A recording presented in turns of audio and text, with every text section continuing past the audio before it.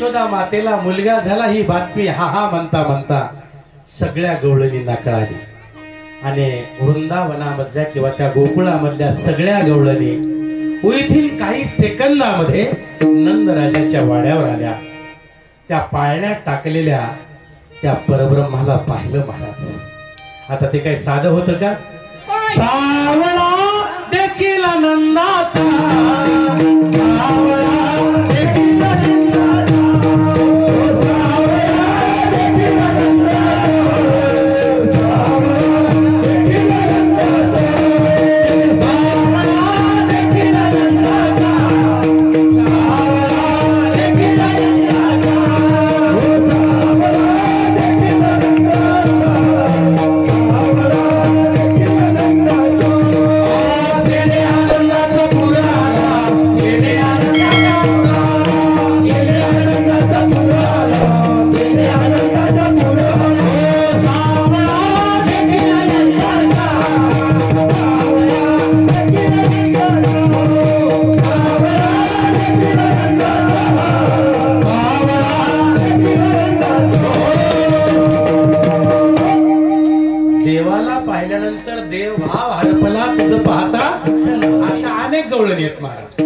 सावळा देखियाला नंदाचा, तेने आनंदाचा पूर आला. आता हा सावळा पाहिला की इथे पूर येतो. बर का महाराज. सगळ्या गवळणी तटस्थ झाल्या, नाचू लागल्या, खेळू लागल्या, बागडू लागल्या, एकमेकीच्या अंगावर रंग उडू लागल्या. रंगपंचमी आली बघा काही दिवसावर. किती सांगू मी सांगू कोणाला, किती सांगू मी सांगू कोणाला.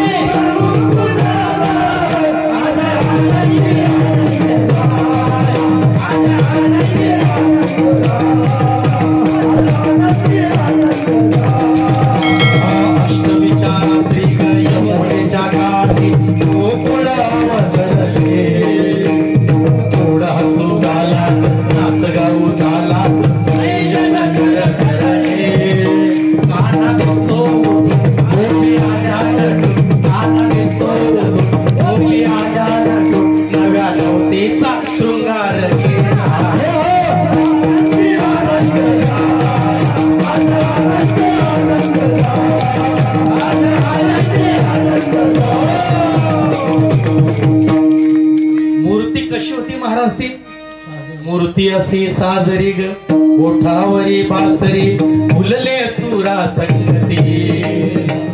कुणी म्हणा गोविंद, कुणी म्हणा गोपाळ, कानाला नावे किती.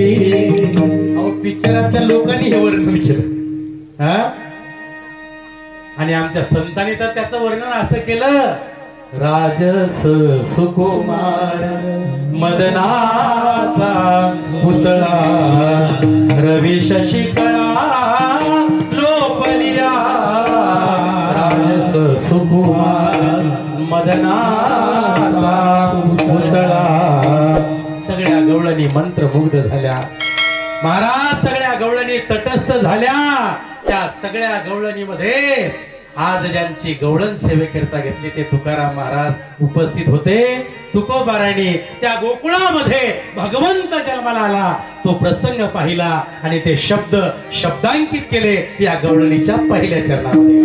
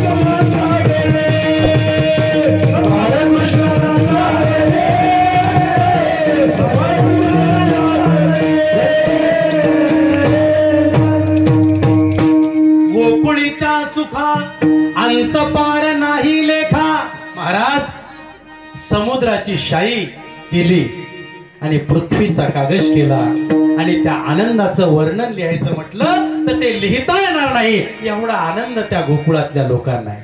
गो नाम इंद्रिय, कुळ म्हणजे समुदाय, इंद्रियाच्या कुळाचा समुदाय, याचं नाव आहे गोकुळ. आणि या गोकुळात काय एकदा देव जन्माला आला की मग नाही आनंदाशी जोडा, सांगता गोष्टी लागती, सांगता गोष्टी लागती गोडा, सगळ्या गोष्टी गोड लागतात. इथं गोकुळामध्ये हा सगळा आनंद उत्सव आहे. आणि हा आनंद उत्सव नेमका कशामुळे? बाळकृष्ण नंदा घरी, बाळकृष्ण नंदा घरी, बाळकृष्ण नंदा घरी, बाळकृष्ण नंदा घरी, बाळकृष्ण नंदा घरी, बाळकृष्ण नंदा घरी,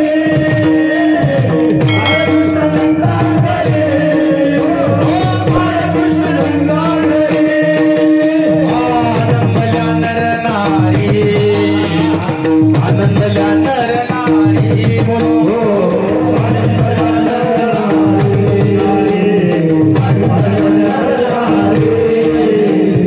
आनंदल्या नर नारी बाळकृष्ण नंदा घरी, आनंदल्या नर नारी बाळकृष्ण नंदा घरी, बाळकृष्ण नंदा घरी, बाळकृष्ण नंदा घरी,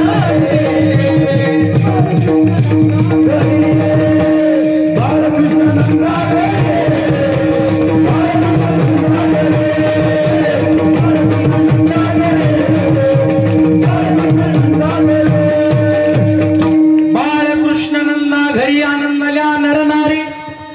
नरनारी आनंदाच्या अत्युच्च राशीवर आहे. आणि हा आनंद द्विगुणित करण्याकरिता बापू आनंद द्विगुणित करण्याकरिता त्या काळापासून एकच प्रोसेस आहे, एक तर रामकथा, नाही तर भागवत कथा, नाही तर मग अखंड हरिनाम सप्ताह. हे श्रुतीने गोकुळात सुरू केलं महाराज. हे काय अखंड हरिनाम सप्ताह तुम्ही आम्ही नाही सुरू केलं.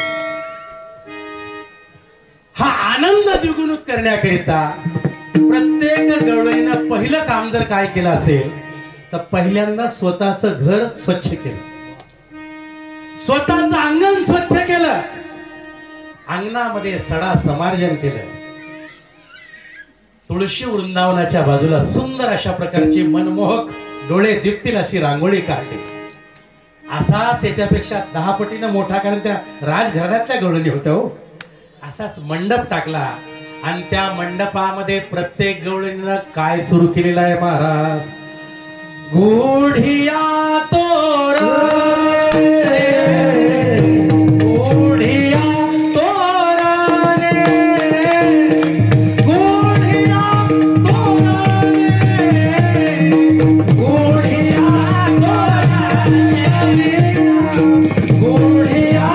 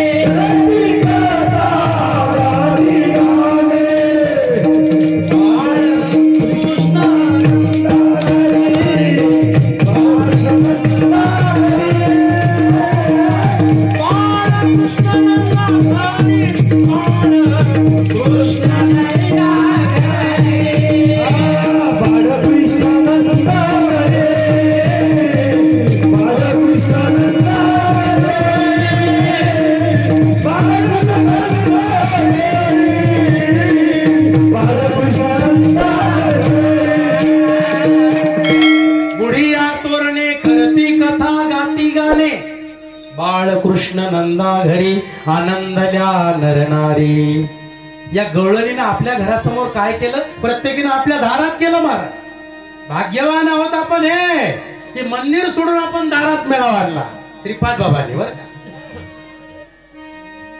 गुढ्या उभारल्या, तोरणं लावली. गुढिया तोरणी करती कथा गाती गाणे. आता त्या कथा सुरू केल्या त्यांनी. तर रामाची कथा नक्कीच केली असेल, कारण राम अगोदर आला होता है का नाही. मेरे झोपड़ी के भाग आज खुल जाएंगे राम आएंगे. मेरे झोपड़ी के भाग आज खुल जाएंगे राम आएंगे. मेरे झोपड़ी के भाग आज खुल जाएंगे राम आएंगे. राम आएंगे आएंगे राम आएंगे. हो राम आएंगे आएंगे राम आएंगे. राम आएंगे आएंगे राम आएंगे. हो राम आएंगे आएंगे राम आएंगे. मेरे झोपड़ी के बाग खुल जाएंगे राम आएंगे. मेरे झोपड़ी के बाग खुल जाएंगे राम आएंगे. मेरे झोपड़ी के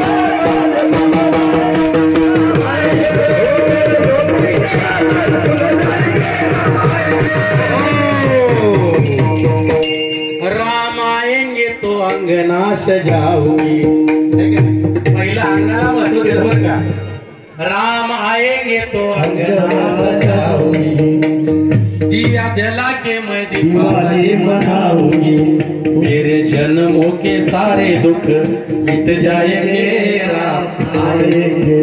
बापू राम कथा केली असं, कृष्ण कथा केली असं, पण गाणे कोणते गायले असतील? करती कथा गाती गाणे. मला वाटतं ज्ञानोबा तुकोबा मीराबाई गुप्ताबाई जनाबाई गुरोबा चोखोबा गाडगे बाबा तुकडोजी बाबा श्रीपाद बाबा रामदास बाबा आदी करून सगळ्या संतांनी जे गाणं गायलं तेच त्या गवळणीनं गायलं असावं. एकदा हाताने टाळी आणि मुखाने भजन. हात वर करा सगळ्यांनी. विठोबा रखुमाई विठोबा रखुमाई विठोबा रखुमाई.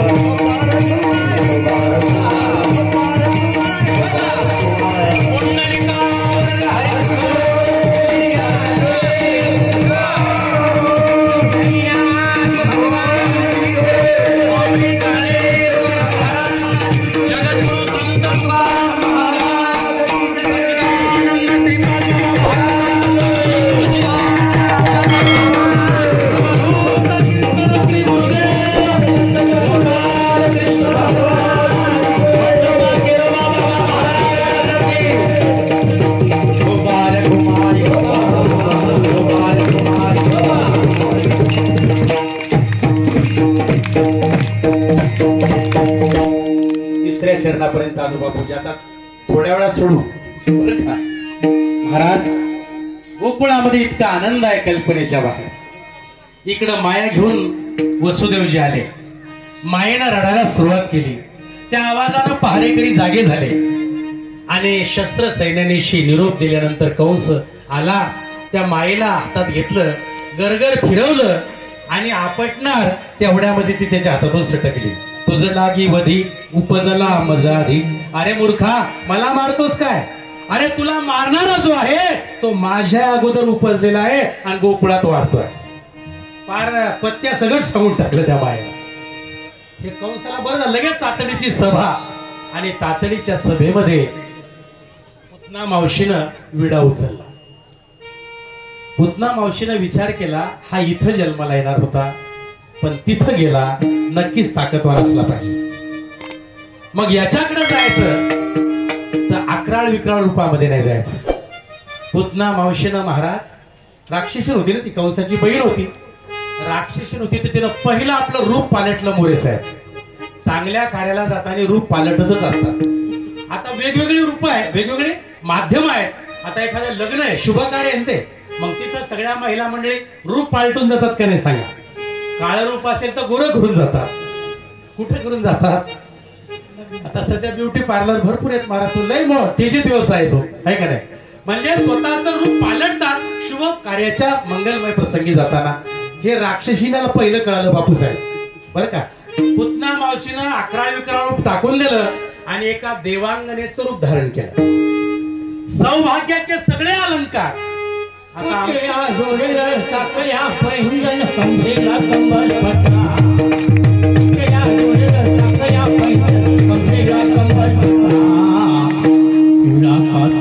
घालू घालू मात करुणी अहो निसली चालू पैठण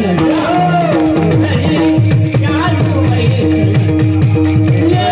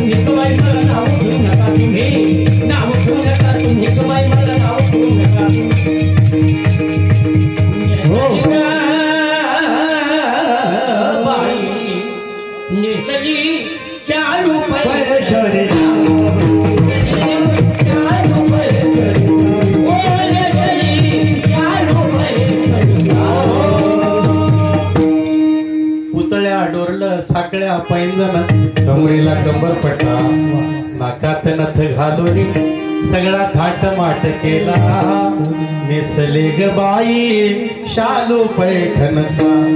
महाराजांनी काय सुंदर प्रमाण दिलं महाराज. हे सगळे सौभाग्याचे अलंकार आहेत.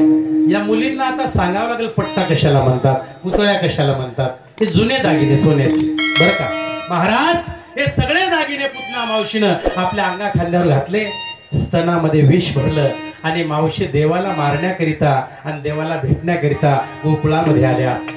गोकुळामध्ये सगळ्या गवळणीच्या दारात कथा कीर्तन मंडप टाकलेले आहेत, पुढ्या उभारलेल्या आहेत. तिला क्षणभर कळेना असं झालं.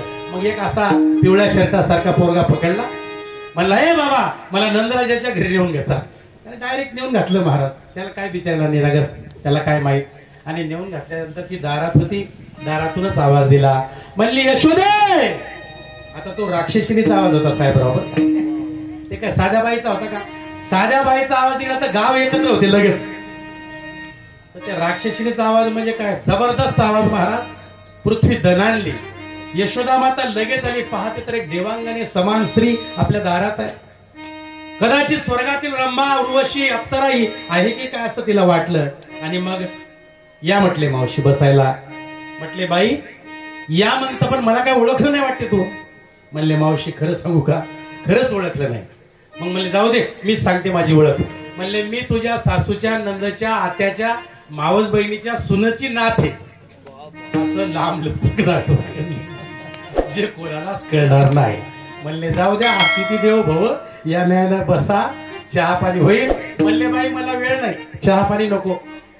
तुया एवढा हात थाट चालला तुझ्या दारात कशासाठी? तुला लेकरू झालं म्हणून ना. सगळ्यांना जवळच्या जवळच्यांना बोलवलं म्हणे तू, पण मला काय बोलवलं नाही. मी माग पदर खर्च करून आले आणि मला त्या बाळाला बघायसाठी आली. यशोदा माता म्हणत्या हो ते नुकतंच त्याला स्नान घालून नेमकंच त्या पाळण्यात टाकलं, झोपी घातलं हो त्याला. आणि त्याला जर आता उठवलं ना तर ते दिवसभर किरकिर करत बसतं. मला लहान आईला माहिती आहे, लेकराची पहिली सकाळची झोप जर झाली नाही तर मग त्या आईला ड्युटीच करायचं काम आहे दिवसभर.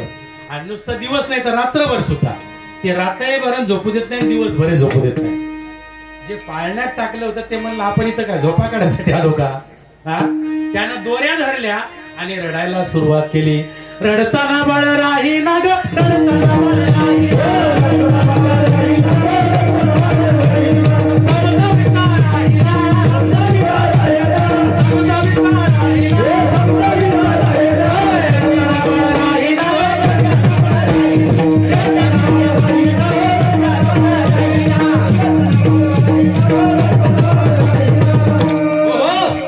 नाना परी करी तो छंद, रडतो हा ग स्फुन्न स्फुन्न, नेत्रातून वाहे विन्न पर्याचा डोळा लागेना.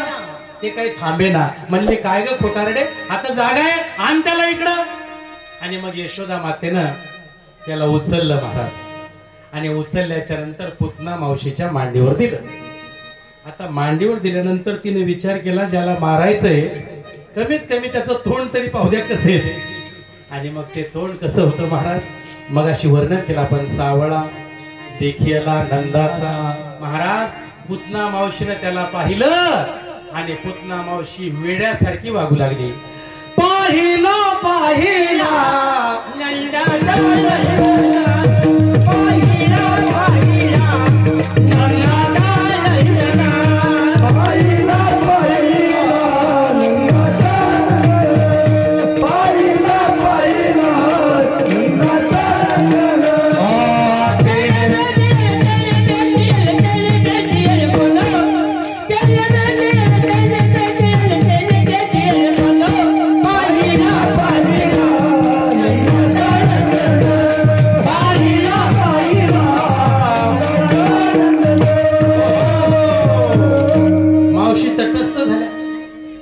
देवाने जाग केलं. म्हटले मावशी मला मारायला आली तू. तेवढ्यात ती म्हटली बाळा मारायला तर आली पण तुझं रूप निहाळते रे. देखिला डोळा बैसला मनी आणि तोची वदनी उच्चारी. महाराज त्याचा उच्चार करता करता मावशीने आपलं स्तन काढलं आणि त्या बाळाच्या मुखात दिलं. पण ते पहिल्यांदा काही घे ना बाप. म्हटले मावशी विचार कर बर का. म्हणले बाळा विचार करून तर इकडे आली म्हणे. हा, पहिला नंबर लावला आणि मग देवानं ते स्तन आपल्या मुखात घेतलं. आता ती काय अर्धा हॉर्स पॉवरची मोटर नव्हती. त्यानं ओढायला सुरुवात केली. पहिलं रक्त ओढलं, नंतर दूध ओढलं, नंतर ते विष ओढलं आणि आता पंचप्राणाला हात घातला. पंचप्राणाला हात घातल्यानंतर मावशी किंचाळली, कृष्ण. तो म्हणला मावशी 13 वर्ष झाली सत्ता चालू आहे, मी एक तर बळच कुणाला धरत नाही, पण एकदा धरलं की त्याचं वाटोळे केल्याशिवाय. आता मरायला तयार होऊन 1 मिनिटात पुतना मावशी मारली. आता सांगा मारली का तारली हो? कपी कुळ उद्धरिले मुक्त केले. पुतना मावशीला भगवंताने सायुज्य मुक्ती प्रदान केली. आणि नंतर ही बातमी कंसाला कळाली. कंसाने महाबळवट नावाचा राक्षस पाठवला. तो भविष्य सांगणारा होता. काय करते महाराज, तो भविष्य सांगण्याच्या निमित्ताने आला. गावातले लोक म्हणले अरे कृष्णाच्या घरी पाठवा, कारण तिथे याला दक्षिणा चांगली मिळत. कृष्ण भगवंताच्या घरी आला आणि मग म्हटले मावशी मी तुमच्या मुलाचं भविष्य सांगण्याकरिता आलो. मावशी म्हटल्या अहो कालच गर्गमुनी भविष्य सांगून गेले, काय सांग. अहो म्हटले माझी दक्षिणा जास्त नाही, काय काळजी करू नका, घ्या भविष्य सांगू. म्हणले बरं ठीक आहे. बसली. बसायला पाठ दिला, पाठीला पाठ दिला, एक पंचांगाला पाठ दिला, कारण त्याचा थाट लय मोठा होता महाराज. आणि मग महाराज पुतना आपल्या यशोदा मातेनं बाळाला आणण्याकरिता घरात गेली. म्हणले कारण ज्याचं भविष्य सांगायचं त्याचा हात पाहावा लागतो, चेहरा पाहावा लागतो, आणा त्याला पुढे. आणि मग यशोदा मातेनं त्या बाळाला त्याच्या समोर ठेवलं. भगवंताने आपला उजवा अंगठा पायाचा तोंडामध्ये घातला आणि तो चोपू लागले. तेवढ्यामध्ये भगवंताची आणि त्या महाबळवट नावाच्या राक्षसाची दृष्टादृष्ट झाली. आता दृष्टादृष्ट झाल्याबरोबर त्याची वाचच बंद झाली महाराज, बर का. कारण सिंहाच्या पुढे कोल्हा आला की त्याची जशी बोबडी वळते तशी त्याची बोबडी वळली, त्याला बोलताच येणार. यशोदा माता म्हणते तुम्ही म्हणलं भविष्य सांगण्यासाठी, अरे बोला ना, आता 10 मिनिटं झाले, किती वेळ थांबणार. मग त्याने यशोदा मातेला हात जोडले, म्हणले मावशी मी भविष्य सांगतो पण एका अटीवर, इथून मला कीर्तन झाल्यानंतर जिवंत घरी जाऊ दिलं पाहिजे, कारण माझी लेकरं बाळ घरी येत. म्हणले या राजाची राणी म्हणून, या बाळाची आई म्हणून मी तुम्हाला अभय देते, तुमच्या जीवाला धक्का लागणार नाही. सांगा भविष्य. आणि मग त्यानं भविष्य सांगायला सुरुवात केली. म्हणला हा मूळ नक्षत्रावर जन्माला आला, हा चोऱ्या करेल, चहाड्या करेल, शिंदळक्या करेल, नको नको ते वाईट धंदे करेल, त्याच्यापेक्षा साहेबराव महाराज याला हाताच्या आता न्या आणि एखाद्या नाहीत नख लावून मारून टाक. आता आपलं लेकरू किती बिलिंदर जरी असलं तरी असं आई एखादं वर्तन करेल का हो? आणि जी करेल ती खरंच आई असेल का? खरंच आई नसेल महाराज, बरं का. तिनं सांगितलं महाराज तोंड सांभाळून बोला. काल गर्ग मुनीने उत्तम भविष्य सांगितलं. यानं पुढचा शब्द टाकला, म्हटला गर्ग तो चुकला गणितासी. देव म्हटला साल्या माझी निंदा करतोय काय? माझी किती निंदा केली तर चालेल, पण माझ्या भक्ताची, माझ्या संताची निंदा देवाला कणभर सुद्धा खपत नाही महाराज. देवाने खालच्या पाटाला सांगितलं, म्हटले पाठ भाऊ बघताय काय, पाहुण्याचं स्वागत करा. अहो पुढचा पाठ उठला थोबाडात बसायला लागला. पाठीमागच्या पाटानं पाठ बडवली, ज्या पाटावर बसला त्याला ढुंगण बडवलं. उखळ जात वरुट मुसळ सगळ्याला देवाने आज दिलेली. म्हणले गडे आज तुमचा सुगीचा दिवस आहे.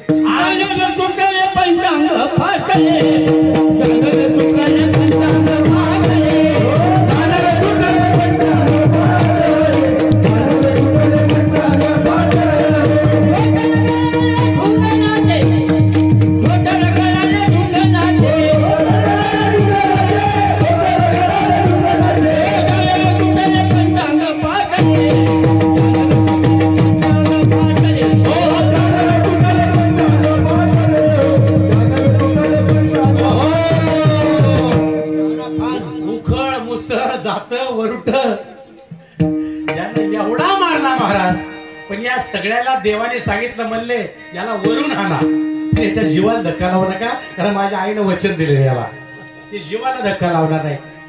साहेबराव महाराज हिरवागार होईपर्यंत आणला, बर का.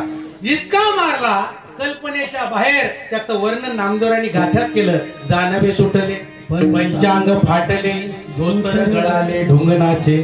धोतर गळेपर्यंत मारला म्हणजे कल्पना करा किती मारला असं. असा बम झाला महाराज, सुजला सगळा. आणि सकाळी सकाळी कंसाच्या दरबारात हजर झाला. नुसता अंडरपॅन्ट होती आणि असा पहिलवान कोण आला बाहेर नवीन मल्ल आपल्या याच्यात. कंस सुद्धा त्याला क्षणभर ओळखेन असा झाला. अहो म्हटला महाराज ओळख विसरले तुम्ही माझी, मी महाबळवट तुमचा काल गेलेला, आणि तू ही अवस्था कोणी केली? म्हणले ही अवस्था माझी, ज्याला मारायला तुम्ही पाठवलं त्यानं आज्ञा दिली आणि नुसत्या उखळानं मुसळानं माझी अवस्था केली. महाराज हादरला नाही कंस, म्हणजे ते जागेवरच होतं, ते झोपेलच होतं असं, पण त्यानं नुसतं उखळा सांगितलं. उखळ उठलं डोक्यात बसलं, मुसळ उठलं पाठ बडवली. म्हणले महाराज हिरवं गार होईपर्यंत मारलं. बरं झालं मी त्याच्या आईला सांगितलं होतं की भविष्य सांगतो पण जिवंत घरी गेलो पाहिजे. जिवंत का होईना घरी आलो तुम्हाला सांगायला. मग कंसानं एक एक पाठवला. बकासूर, आघासूर, वृत्तासूर, रिठासूर सगळे पाठवले. देवानं एक एकाची वाट लावली. आता मात्र देव थोडे मोठे झाले. तळवे तळ हात, तळवे तळ हात, तळहात टेकत, तळवे तळ हात, तळवे तळ हात, तळहात टेकत, डाव्या गुडघ्याने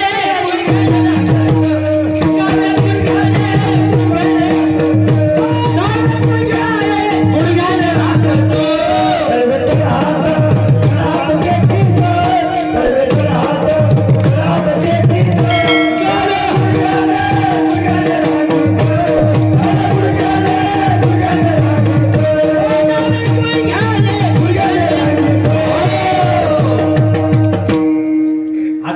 देव रांगू लागले.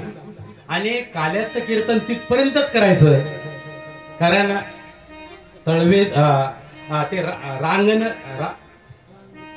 नाही नाही काल्याचं कीर्तन कुठपर्यंत करायचं एक प्रमाणे व सुरुवातीलाच प्रमाणे. आठवड्यात सांगतो माझे विस्मरण झालं बाबाच्या नादामध्ये.